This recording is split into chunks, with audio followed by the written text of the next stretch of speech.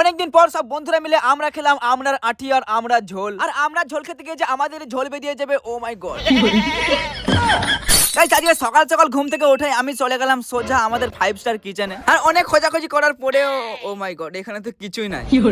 তাই ভাবলাম ফ্রিজে হয়তো কিছু পাবো, কিন্তু এখানে তো আবার এক বোতল পানি ছাড়া কিছুই পেলাম না। তাই আর কি বাইরের দিকে গিয়ে বন্ধুদের সঙ্গে প্ল্যান করলাম আমরা সবাই আমরা খাবো। তো প্রথমে আমরা সংগ্রহ করার জন্য আমি চলে গেলাম গাছের গোড়ায়। চলো এখন আমার সমস্ত ক্ষমতা দিয়ে গাছটাকে দুলিয়ে দেখি। ও মাই গড, একটার বেশি পড়লো না। হ্যাঁ, এখন একটা খেয়ে দেখবো, যদি ভালো লাগে তাহলে আরো অনেক পারবো।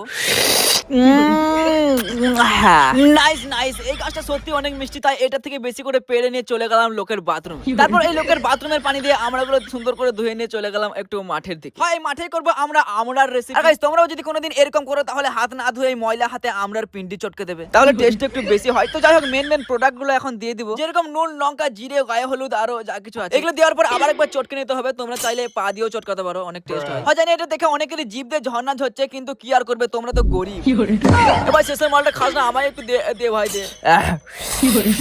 আর এগুলো দেখার পরে যদি কেউ কমেন্টে বলে ছেলেটা অনেক নোংরা, তাহলে কি আর বলবো, থ্যাংক ইউ সো মাচ।